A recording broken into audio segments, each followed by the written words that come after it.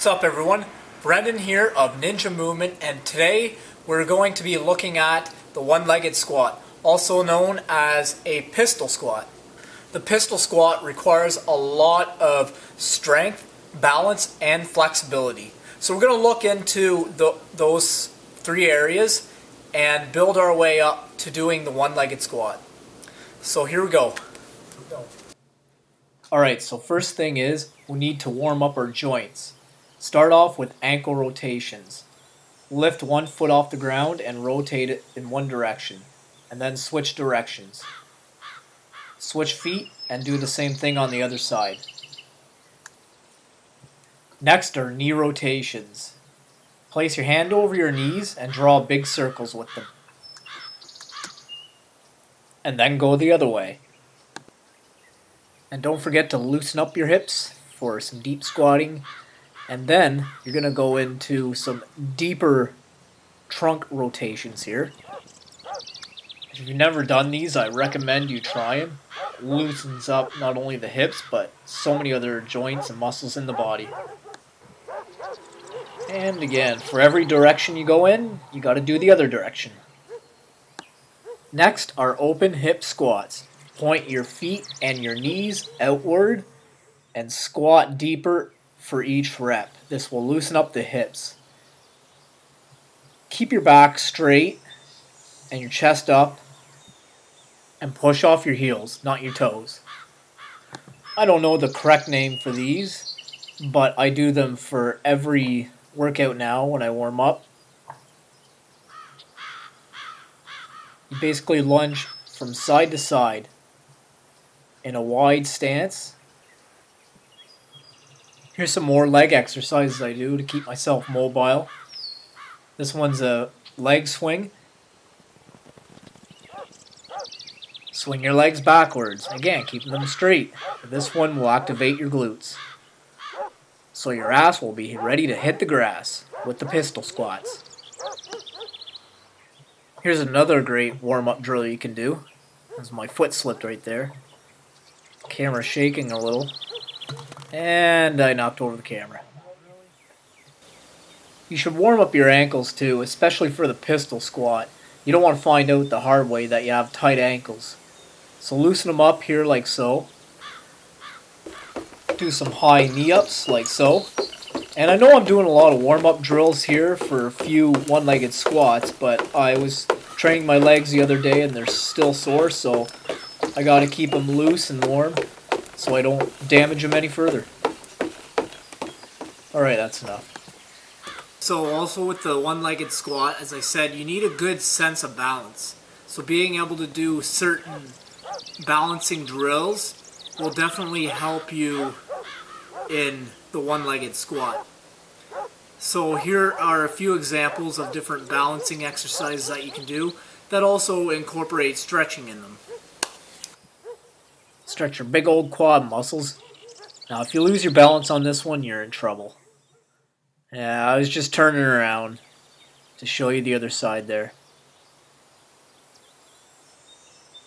And you can play with your balance a little bit too, like I am. Drop down, touch my toes. Pick an object and look in front of you. That'll help keep your balance too. And if you can't do something as simple as this, you're screwed. Alright, so the next progression requires a wall. So we're going to let my buddy Brendan take it away for us. Okay, Brendan? Alright, so I got a wall here behind me and we're going to use that for our next progression. A wall sit. Okay, so what you do with the wall sit is basically make a chair and you want your legs 90 degrees to the floor. You're going to sit back and hold this. Now you should be able to hold that for at least a minute. Using your heels, you can press in towards the wall and keep your lower back against the wall as well. Next progression, you're going to do that with one leg. So here's how you do it. Start with, let's say, your right leg on the ground. Take your left foot and cross it over your right leg. So you got to get into position first to do this. and then hold it. Now you're doing a one-legged wall sit. Switch it up, and then you do the other side. It's also good to get a nice butt stretch in the leg that's resting while you're doing this. So it's a multifunctional exercise. Yeah, go figure. Next progression is a one-legged squat with the wall assist. So, here's how we do it. Take one leg, say your right leg first. That's going to do all the work. You're going to stick out your left leg. You're going to squat down past 90 and push yourself back up. Using the heel of your foot to push yourself back up and keep your back straight against the wall. Do the other side. Again, leg out. And push back up with your heel. This is the next best thing to the one-legged squat.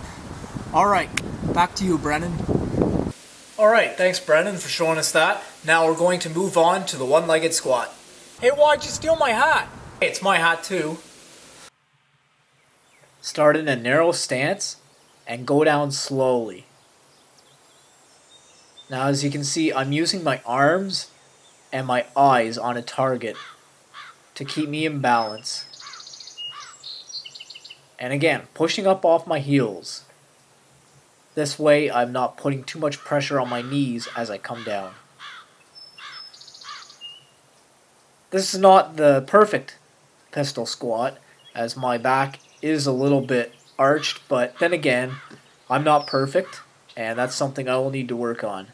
I would love to see someone who can maintain a straight back while doing one of these. And you can see I'm on a ledge here. That also helps if you just let the one leg hang over the ledge. And you can do the pistol squats that way too.